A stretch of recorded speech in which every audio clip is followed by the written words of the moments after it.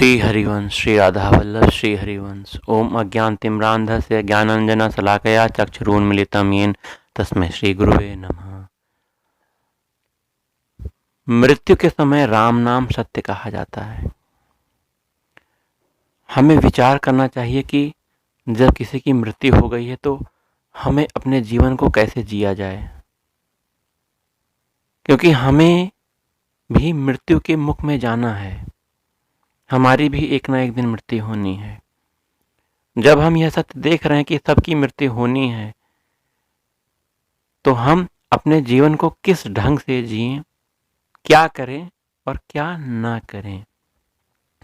सबसे बहुत महत्वपूर्ण बात यही है कि हमें क्या नहीं करना चाहिए। हमें असत का त्याग करना है और सत की तरफ बढ़ना है। असत का त्याग कैसे होगा? बहुत साधारण सी बात है। यदि आप सत्य को पकड़ लोगे तो असत का त्याग हो ही जाएगा।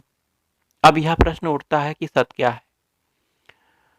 इस जगत में जो कुछ आप देख रहे हो वो सब असत्य है। जो भी आप पुरुष स्त्री देख रहे हो, धन संपत्ति देख रहे हो, प्रतिष्ठा देख रहे हो, मान सम्मान देख रहे हो, घर परिवार देख रहे हो, बिल्डिंग्स देख रहे हो, सब कुछ असत्य है, क्योंकि यह एक न एक दिन खत्म हो जाएगा। और सत्य क्या है?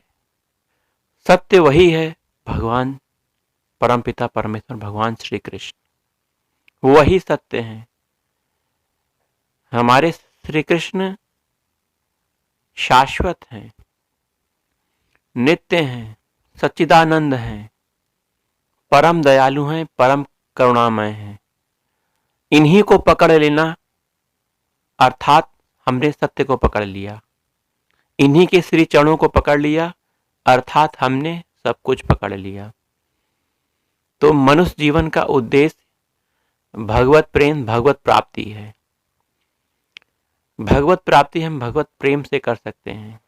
भगवत प्रेम अर्थात भगवान से प्रेम करना, संसार को छोड़कर, संसार के प्रेम को छोड़कर, संसार की ममता को छोड़कर, संसार की आसक्ति को छोड़कर एकमात्र आसक्ति भगवान में करना, उन्हें अपना सब कुछ मानना, उनकी सुख के लिए, उनके सुख के लिए प्रत्येक चेष्टा करना, प्रत्येक कार्य को उनको समर्पित कर देना।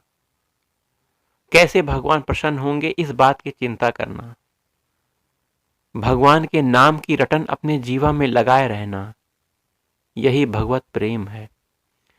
भगवत आश्रय बहुत जरूरी है। भगवत आश्रय उसका बहुत मंगल हो गया, बहुत ज्यादा मंगल हो गया। आश्रय में बहुत बड़ी शक्ति है। आश्रय अर्थात हे प्रभु मेरा कोई नहीं, केवल आप हो, इतना आपको मान लेना है, बैठा लेना है और प्रत्येक क्षण इसका चिंतन करते रहना है कि मैं भगवान का हूं और भगवान मेरे हैं। जब आश्रय आपका पुष्ट हो जाएगा तो आपको भजन नहीं करना पड़ेगा, आपको कोई साधन बल करना नहीं पड़ेगा। इस आश्रय के बल से अपने आप भजन होने लगेगा। नाम जाप आपका छूटेगा ही नहीं। आप ये नहीं कहोगे कि मैं 2 माला 3 माला 5 माला 10 माला कर रहा हूं। आपके जीवा पर भगवान का नाम चलता रहेगा, भगवान का चिंतन चलता रहेगा। कैसे उनकी सेवा हो जाए, कैसे वो प्रसन्न हो, आप इस बारे में सोचेंगे। आप भगवान की अष्टयाम सेवा में लग जाओगे। आप अपने मन से विकारों को काटने लग जाओगे। आपके विकार रह ही नहीं जाएंगे, असत आचरण आपका बनेगा ही नहीं। तो ये है असत आचरणों को त्याग कर भगवान की प्राप्ति करने का मार्ग। इसमें त्याग कुछ नहीं करना है आपको, वो अपने आप त्याग हो जाएगा जब भगवान के आप आश्रित हो जाओगे। केवल पकड़ो तो आपने पकड़ा हुआ है संसार, संसार को पकड़े हुए हो और सुख चाहते हो। संसार में कभी सुख नहीं है। संसार में कोई भी भोग पदार्थ, धन संपत्ति सुख नहीं दे सकता। देख लीजिए, विचार कीजिए, जरा दृष्टि पहुंचाइए उन अमीर लोगों के पास। क्या वह बहुत सुखी हैं? क्या वो रात को सो पाते हैं सही से? दवाइयां लेने पड़ती हैं तब उनको नींद आती है। बड़े से बड़े लोग आत्महत्या कर रहे हैं जो अरबपति हैं। देखिए, आपने सुना ही होगा, समाचार पत्र आप पढ़ते ही हैं। क्यों? क्योंकि सब कुछ होते हुए भी उनके पास आनंद नहीं है, सुख नहीं। क्यों? यह आनंद सुख कहाँ मिलेगा? श्री भगवान श्री राधा वल्लभ लाल के चरणों में, उनके आश्रित होने पर। भगवान के आश्रित होने की महिमा यह भी है कि व्यक्ति निर्भय हो जाता है। मृत्यु उसे नहीं डरा सकती। वो मृत्यु का वर्ण करता है। क्यों वर्ण करता है? मृत्यु एक ना एक दिन होने वाली है, उसे पता है। एक ना एक दिन उसे मरना है, शरीर छोड़ना है। तो वह मृत्यु की तैयारी कर लेता है ना। वह मृत्यु की तैयारी कैसे करता है? खूब भगवान का नाम जाप करता है, भगवान के आश्रित होकर, और पूरा श्रेय भगवान को देता है कि भगवान की कृपा बल से ही मैं भगवान के नाम का जाप कर पा रहा हूँ। भगवान के ही कृपा बल से मैं भगवान की कथा सुन पा रहा हूँ। उनके ही कृपा बल से मैं संत महात्माओं के दर्शन कर पा रहा हूँ, आदि आदि। तो अपने जीवन में वह भगवान के नाम को कमाता है, परमार्थ कमाता है। तभी तो वह भगवान के धाम में जाकर बहुत ही दिव्य शरीर को प्राप्त करता है, जो कभी खत्म होने वाला नहीं है। यदि आपने ऐसा नहीं किया तो क्या होगा? यह प्रश्न देखिए। अगर आप इस जीवन को भगवान को अर्पित नहीं करते हैं, अपने मन को भगवान के चरणों में अर्पित नहीं करते हैं, तो उसके क्या क्या परिणाम हो सकते हैं, उस पर भी विचार करिए। अगर आपने यह जीवन अपना मन भगवान को अर्पित नहीं किया तो यह शरीर एक ना एक दिन छूटेगा, आपको पता है। इस शरीर को छोड़ने के बाद अंदर जो आत्मा बैठी है वह दूसरा शरीर धारण करेगी। यह दूसरा शरीर आपके इस जन्म के कर्म के अनुसार निर्धारित होगा। आपने यदि तामसिक कार्य किए हैं, तामसिक प्रवृत्ति वाले कार्य इस जीवन में बहुत ज़्यादा किए हैं, अंतिम चिंतन आपका जीवन का, मृत्यु के समय जो चिंतन आपका है वह तामसिक प्रवृत्ति का है, तो आप नरक में जाएंगे, नीच योनियों को प्राप्त होंगे, नरक में दुख भोगेंगे, उसके बाद नीच योनियों में आपको जाना पड़ेगा। जो राजसिक रजोगुणी प्रवृत्ति का व्यक्ति है उसे मृत्यु के बाद मनुष्य शरीर प्राप्त होगा, और जो सतोगुणी है, कुछ गुण को धारण करते हुए, पुण्य कर्म करते हुए उसने जीवन को सात्विक तरीके से बिताया है, उसे स्वर्ग की प्राप्ति होगी। इन तीनों गुणों में जो मर गया, जो अपने शरीर को छोड़ दिया, वह एक न एक दिन दुख और सुख को भोगकर इस पृथ्वी लोक में फिर जन्म लेगा, 84 लाख योनियों में फिर भटकेगा। मनुष्य जीवन में जीना थोड़ा सरल है, इस जीवन में भी बहुत कष्ट हैं, परंतु जो पशु योनियां हैं, पक्षी की योनियां हैं, पेड़ पौधे की योनियां हैं, इनमें बहुत कष्ट होता है। आप खुद ही विचार कर लो, खुद ही देख लो, तो आपको ये कष्ट भोगना पड़ेगा।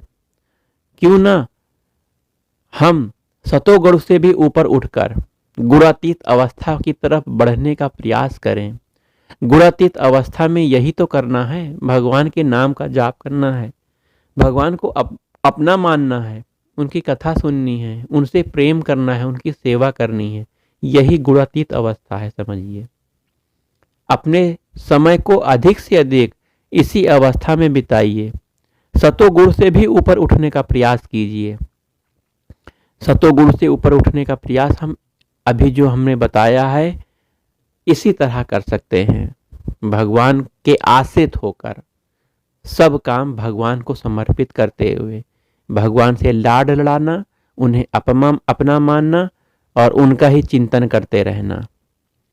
ये सतोगुण से ऊपर आप गुणातीत अवस्था में पहुंच जाएंगे। इस अवस्था के बाद आपकी जन्म मृत्यु नहीं होगी। जब आप शरीर छोड़ोगे, जन्म मृत्यु ही तो कष्ट है। जिसने जन्म ले लिया उसका जन्म से बाद कष्ट चालू हो जाता है। बीमारियां, बुढ़ापा, कितने तरह की बीमारियां हैं, फिर बुढ़ापा होता है, कष्ट है। अपने उदर पोषण के लिए वह चिंतित रहता है। आप स्वयं विचार करो, लोग कितना चिंतित हैं, कितना परिश्रम कर रहे हैं उदर पोषण के लिए केवल। अतः आप इन सभी पर विचार करते हुए अपने मनुष्य जीवन के उद्देश्य को प्राप्त करने का प्रयास करिए। एक न एक दिन मृत्यु आएगी, कभी भी आ सकती है, चाहे वो बच्चा हो, चाहे जवान हो, चाहे बूढ़ा हो। बच्चे हमें भक्ति और भगवान के नाम को बचपन से ही पकड़ लेना है। इस भक्ति को हम बचपन से ही करेंगे, तभी हमारे जीवन का उद्देश्य सफल हो पाएगा। हम ये ना सोचें कि जवानी आ जाएगी तब करेंगे, बुढ़ापा आ जाएगा तब करेंगे। जवानी में आदमी अपने होशो हवास में नहीं रहता, उसकी बुद्धि बहुत भागती है, मन बहुत भागता है। अतः बचपन से ही संस्कार हमारे होने चाहिए कि हम भगवत मार्ग में आगे बढ़ें। ये संस्कार बचपन से ही अगर लागू हो गए तो हमारा जवानी भी सही दिशा में होगी। जिसकी जवानी और बचपन सही दिशा में हुआ तो वो बुढ़ापे में बहुत आनंद के साथ अपने जीवन को काट के भगवत धाम को प्राप्त हो जाएगा। यही जीवन का परम लक्ष्य है, भगवान के प्रेम, भगवान की प्राप्ति को प्राप्त करना। हम इसे प्राप्त करने के लिए भगवान के आश्रित होना पड़ेगा, हमें होना ही पड़ेगा, क्योंकि वास्तव में हमारा उनके अलावा कोई नहीं है। जो भी हैं एक दिन चले जाएंगे, खत्म हो जाएंगे। रेलगाड़ी की यात्रा चल रही है, यात्री कुछ आ रहे हैं, कुछ जा रहे हैं। यही समझिए कि जीवन में रिश्ते, नए रिश्ते बन रहे हैं, पुराने खत्म हो रहे हैं। एक आदमी आ रहा है, जन्म ले रहा है, एक आदमी की मृत्यु हो रही है। इसी तरह हम अपने समय को बर्बाद न करें। अपने मन को, बुद्धि को भगवान के चरणों में समर्पित करते हुए बस यही कहें कि हे प्रभु, मैं आपका हूँ और आप मेरे हो। इस आश्रय के बल पर नाम को पकड़ लें, नाम के सहारे भगवान की प्राप्ति हो जाएगी। श्री राधा वल्लभ, श्री हरिवंश, श्री हरिवंश, श्री हरिवंश।